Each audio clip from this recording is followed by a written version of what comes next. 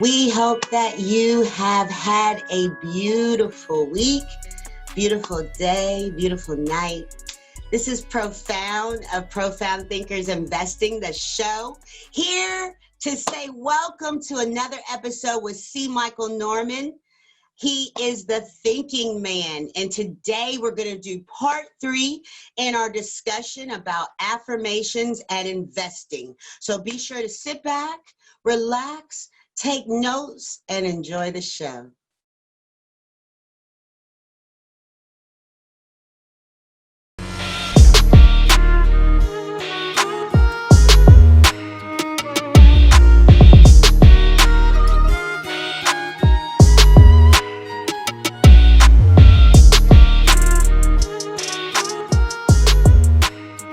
Let's look at a caterpillar that's getting ready to go to the cocoon. So they always have to go to a high place. That's the first thing, but we'll hit that for another topic. So when they're in this high place, now they have to get caught up in this cocoon. Now, if their whole concept is, if they only looked at the immediate notion, because no one ever told them anything about life, and the only perspective they had is things that are always horrible, and the realistic is worse, and there's always these negative things at work. This random thing that's moving them and calling them, and they suddenly are going into this weird place, and they're doing this weird thing, and they're wrapped up in this dark place. They're going to feel panic. They're going to feel worried. They're going to feel stress and strain because they're seeing the chaos, because they're in the mindset of the chaos. But what if there was a caterpillar that had a mentor, this wise old butterfly, that was telling this caterpillar that one day you'll be able to fly. You'll be able to do things you never imagined. But just know that you have to believe and be in this higher place, be in this higher space, in a state of mind, and you will see the world in a whole new way. If this caterpillar had that mentor and took that wisdom to heart, when he went into that high place and he wrapped into that cocoon, he would know that this is the moment that I'm about to transform into that thing that I was told I could be, that butterfly that could fly. So he won't be in fear, he won't be in chaos, he won't be in panic, he'd be in joy and excitement. So I'm pointing out all of these things because the nature of the consciousness right now is moving towards the greater, is moving towards this beautiful transformation towards higher things. Yet in the process of that change, we're going to see a lot of things have to become undone and redone and shift and change. So this chaos is going to unfold. And if we focus on the negative, on the dark side, on the hard side, then that's going to be what we perceive and experience the most. We're going to experience this change in its chaotic sense. But if we recognize that this is a positive change, that this is leading to greater positive things, then we will be able to see more of those positive things, and we'll be able to support and empower more of those positive things. And that's what I see happening, is that information is coming out, support is coming out. This opportunity with at least like African Americans are getting so much support right now. Why now? Out of all the protests before, people are saying, why now? Because of the nature of the change in the environment. The consciousness is shifting. So watch, more and more, these things that may have some very difficult and tumultuous elements are going to continue to produce more positive fruits for all people throughout the nation. I know that's what's changing overall. Excellent point. So when we look at the idea of wealth creation in this current cosmic climate, in this current economic climate, how is it that people who are conscious can navigate through the system and work alongside people who may not see the full cosmic as above, as below theory? They might not apply that to themselves. How can we work together? Beautiful, beautiful. The main thing is that those that are conscious, then they begin the journey. They begin the emphasis because they have the greater responsibility by being more conscious. That's just like saying a 12th grader is going to have more responsibilities than a 6th grader because they're more conscious, they're more aware. And so in that same way, for us to work together, we in a conscious mind are aware of what our passions are, what our connections are, what are the nature of continuing to grow and change, and how much of a challenge it was to really, dive into this rabbit hole. In the Matrix, he takes that red pill and hey, he just quickly swallows a pill. But on the real journey, it's like that pill is like huge, and it's a minute to take all of that in because like it's the journey can get you there. So, but once you really get through that process, you start to see life anew. So because we understand that, one of the main things that we always have to have in mind for is, I like one of the scriptures we always hear is, forgive them, Lord, they know not what they do. Having that in mind, because you know that the people you might be working with and flowing with aren't conscious, you can really begin to understand the nature of their patterns, of their tendencies. You can have an idea of what they're going to do. They're going to either have an excuse for something, they're going to either feel like they're slighted somewhere that they really weren't. They're going to misinterpret a situation because of the nature of projection and the nature of being unaware of so many subconscious beliefs that they don't know are impacting them. So when you know these things, you can understand how I like that there's a scripture that says, he uses ordinary people. To me, that's what he's referring to in terms of ordinary people, people that aren't conscious, but they can still do great good because of our influence. Well, why is our influence important? A higher vibration always dictates, determines, and modifies a lower one. So if we're going to be around those people that aren't conscious, if we stay conscious of the fact that, hey, we can stay in forgiveness and peace and love, we don't have to trust in them directly. We trust in the Most High and how the Most High is using them to get us where we already know we're going, because we know where we're going is determined. So therefore, Yes. I can let them be, and they might do some shady or something weird or something that wasn't the highest choice for whatever reason. Maybe it was just unintentional. All of that'll be there, but we'll know, hey, it's all happening perfectly with and for the higher purpose. And in that, they get to learn and evolve along the way as they continue to see what basically love, unconditional, along the way. And so that begins to further, that higher vibration begins to further impact them, and they begin to do what? They begin to wonder, they begin to ponder, they begin to, all of that is the keys to them beginning to think differently. And that's beginning to soften the heart. And that's where now real growth can happen. And then now we can start to get more together in our mindset so that we can do greater things. But that's why those that are conscious want to come together first, so that we can have like minds that can be together to reinforce, to support us when we're going through some of these hardships. With people that aren't as conscious, you're going to have certain challenges. So having people that can help us stay in the higher mind, help us refine and stay sharpened together, that's also key. Because again, your team, you got to have a good core team that you can flow with as you're going to go out to address the masses. The collective consciousness is on average not aware. So Right. you got to have that good foundation to flow with. And I believe that would be the key. Right. And you saying that, I've seen that that's how my journey has molded shape. Because in the beginning, like many people, oftentimes you hear in the beginning of your journey, protect your energy. And I was a big advocate of that. And I still am to a certain degree, but I have learned throughout the journey that the tests that come by way of a different vibration, I don't want to say lower, but different vibration than what I have, that has sharpened my tool. That is what has to come. It's part of the 360-degree process of being. In order for me to sharpen my consciousness, I have to learn how to stay in the high vibration of love, peace, compassion, despite those things that come to me. Now, I also believe that, you do have to stand your ground in a sense that you don't allow anybody to take advantage of you or utilize your energy in a way that's not benefited you. That's the main thing. That's even more important, is not the protection of your energy, but somebody using it for something other than your greater good. That's your energy, and you have every right to utilize it in a way that's beneficial to you first. So let's talk about that selflessness that you're taught in the dichotomy of doctrine.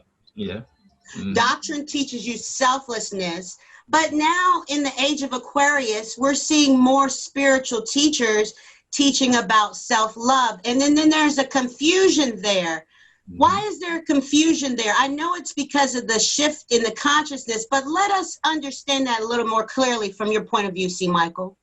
Sure. Yeah, that's wonderful. Oftentimes it's all within the nature of definitions, and we haven't really gotten clear on how definitions can sometimes be distorted to seem different when originally they were the same. And a lot of things get lost in that. So the nature of selflessness was used in a way and at a time where, people only understood goals driven by greed. So selflessness was a way to redirect the focus from thoughts that were caught up in the hunger of greed, which means they were caught up from a foundation in lack. Lack is a belief in there not being enough and you never going to have and never going to get, ultimately produces a spirit of greed once an opportunity is presented. Because if you thought you'd never have it, then the opportunity comes, now you got to take it. And then if it comes in, you got to get all of it because you think it's not going to ever be there again. So so in that kind of mindset, if you start thinking, okay, well, let me help this person, let me help that person, because most people didn't really trust most of the teachers, throughout a lot of the journeys. They didn't really believe in most of the great sages and the great spiritual leaders. They struggled for their people to really follow and trust what they were teaching. And so a lot of the times this became methods were taught in a simplified way, just to try to get people to start on the journey. So there's also a place where selflessness has a place when it's understood with the foundation of self-love. There's a different place when we think of selflessness from the foundation of worldly wisdom, which is based in lack. So that selflessness rather, from what we learn in the world, means giving up everything that's ours, means sacrificing and always being left without, and that's not the higher path, because the higher path says the more you give, the more you have to give. They demonstrated even with the talents, how the one that hid and kept lost that, but those that went out and invested and put it out to work, they got even more. So it can't be that if we give of ourselves, we somehow lack. That's not correct. If we give of ourselves, then there's more fulfilling, there's more given to us, there's more grown in us. And so the real balance is when we look at self-love. Self-love, they say, love thy neighbor as you love yourself. So this gives us the proper understanding of self-love and selflessness. Self-love also says that what's best for me is what's best for everyone. That means that when the airplane is about to crash, I'm going to put my mask on first, and then I'm going to go put on yours. So that's showing self-love. But we distort selflessness because we say, no, put the mask on him first. But then how is that really serving if you, along the way of trying to do it, lose your breath and you can't accomplish the goal? So the idea is that we want to understand this, again, selflessness towards those that only understood greed. But if we understand love, then the most selfless act is to put that mask on myself first. That is the selfless act, because that's the act that empowers me the most to be able to save the next person that I'm here to save. That can only happen when I take and position myself in the highest and the strongest.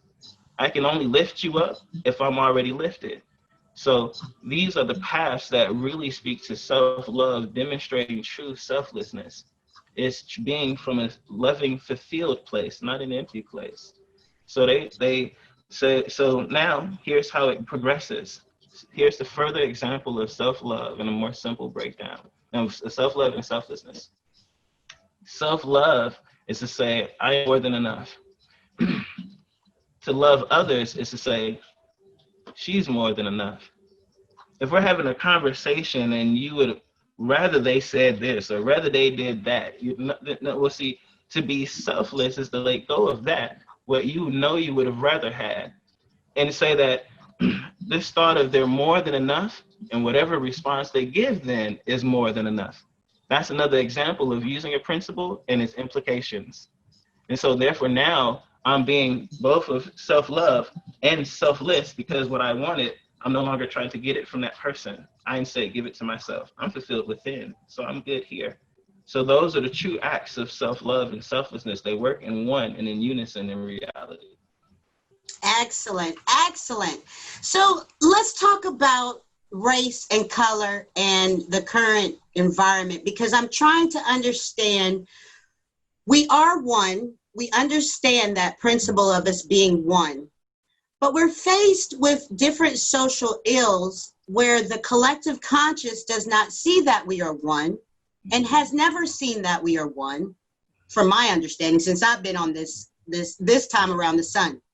So I'm trying to Right. understand, how do we balance that with the the All Lives Matter movement, the Black Lives Matter movement? How are we balancing this as conscious souls? To me, because all things are an expression of the Most High, the balance is by being most true to you. You know, if the All Lives Matter speak to you, then dive in with the All Lives Matter. If it's the Black Lives Matter, if it's any other lives matter, then join in wherever the joining in speaks to you. But the emphasis is that when you're there, you understand that I'm not saying I'm over here and because I'm better than everyone else. That's really where racism and all of that stuff came from. You know, that's where the divisions come from, these notions of who's better, who's greater. I like what you said. I like what you said. You said it so well. You said, I don't want to say a lower vibration, maybe just different. That's an expression of love. That's an expression to not even want to judge or assess on any level the degree of value, because the value is dependent on the individual. So it's that type of mindset that's really the core to allowing us to be able to work no matter what group we're in, which is the same mindset that allows us to come together no matter what race we are, which is the same mindset no matter what economic class, the same mindset no matter what religious beliefs. If we take these mindsets that speak more to understanding what we can love, because we can understand this. I may not believe, you say you got a different God or whatever. Okay, that's fine. But you know, we come together at more, because we have more in common. Well, how do we have more in common? Well, we both believe in the God. That's what matters. We both believe in the spiritual realm being the greater thing. So yours is a little different from mine. Okay, but I know what you want to do. You want to serve yours holy and as best as you can. Well, I know I want to serve mine as holy and as best as I can. Well, then let's create an environment where you can do what you need to do, and I'm having an environment where I can do what I can do. That's how we support each other. So I don't have to believe what you believe in order for us to be able to still build each other up and be able to grow and show love to one another. And so to me, those are the greater principles that allow us to be in whatever group, whatever organization, whatever class, whatever category, and still demonstrate that we're really walking into oneness despite particular preferences or individual associations that we may have in this particular expression. Powerful. So, C. Michael, tell our audience where they can find you if they want to work with you. Do you have opportunities for mentorship? How are you working with clients these days? These days, I'm doing primarily, coaching and consulting sessions, and they can primarily email me right now. Like, we're getting the website rebuilt right now. That's going to be finished probably within 2 weeks. So we're getting everything revamped. But everything is with clients over the phone. That's how I've been doing a lot of my sessions. We do a few group meetings depending on the level of the professional goals that they might have in mind. But the email that people can reach me at is V as in visionary, B as in builders, E as in enterprise, .F as in faith, A as in and, F as in finances, and that's at Gmail. So V. Excellent. .faf at Gmail, and they can just hit, put in the subject, coaching or consulting, or questions about mentorship, or questions about business development, whatever it may be. I'm here and I'll be happy to respond. And so my last question is about wealth creation. What would be your tip in the current economic climate that we're in? What would be your tip for someone who wanted to be more on the trajectory of wealth creation? Tap into your passions. Tap into everything that speaks to you, because your passions, the things that your interests and passions especially, they come together. And when you look at these things, that's where you create innovation. And innovation is where you create solutions. And solutions is where you get investments, is where you create change, is where you impact the current times and the times to come. So that is the greatest and most important key, is find your passions. And when you talk to someone like me, I'll show you how to put them all together in one vision, in one enterprise. And that's how we do it. Excellent. That's right. I love it, brother. Thank you so much. We want to thank C. Michael for being here today with such powerful information. We're so thankful for that. This is Profound Thinkers Investing, the show. Tune back in next week where we have another session with C. Michael as he further enlightens us on his coaching skills and just understanding the general theory of life. And we thank you for joining us. Take care. Hello, beautiful souls. This is Profound of Profound Thinkers Investing, the show. What a wonderful show we had with cmichaelnorman today as we discussed investing and affirmations part 3 in our series with him. We were so blessed to have cmichaelnorman to join our roster as a reoccurring guest. And so today in Wisdom's Corner, let us explore further what we discussed with cmichael.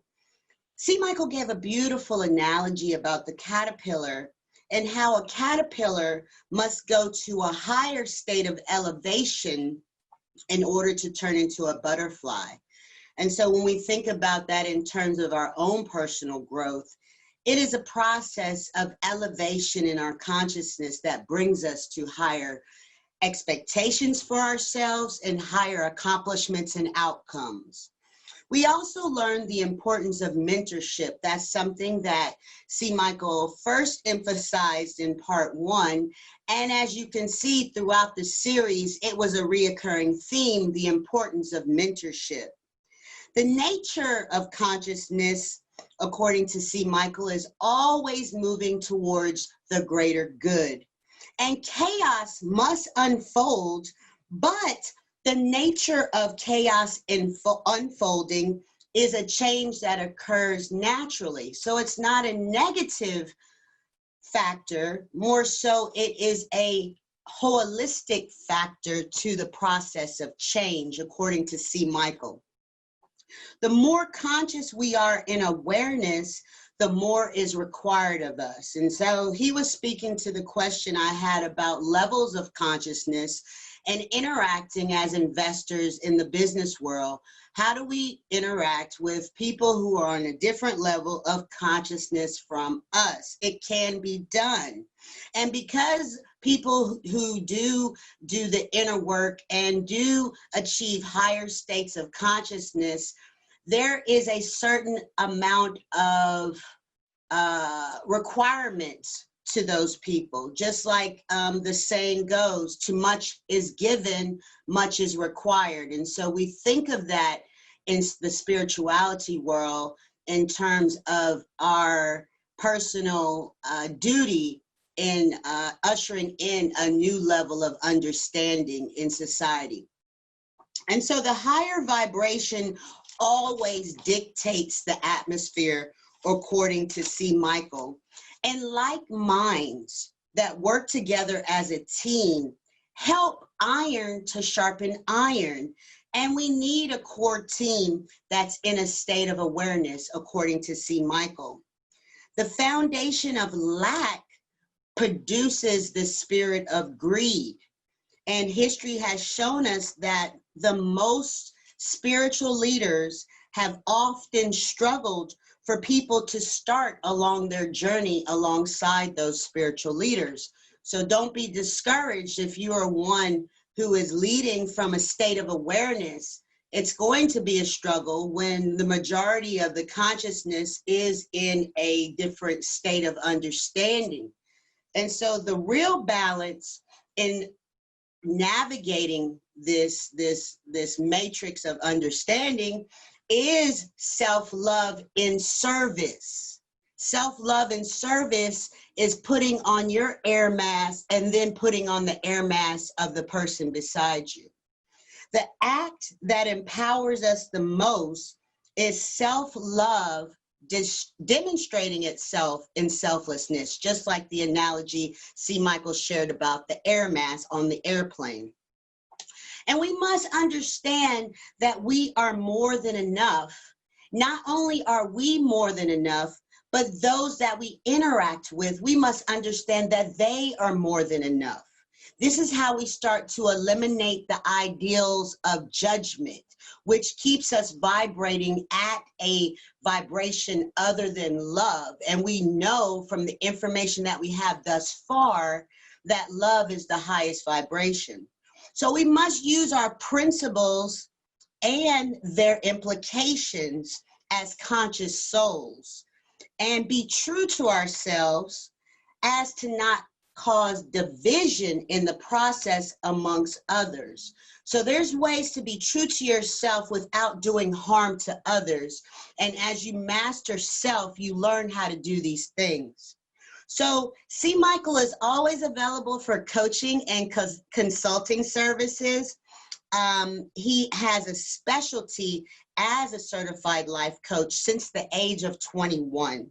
So he does these coaching and consulting services over the phone, and you can reach him by email, vbe.faf@gmail.com. Email him today and get tapped into this evolving information of consciousness and the development of higher states of understanding. It's going to benefit your investing endeavors and everything that you do. And so C. Michael left us with the final thought to tap into our passions to create innovations and solutions. And we are very solution focused here at Profound Thinkers Investing, the show.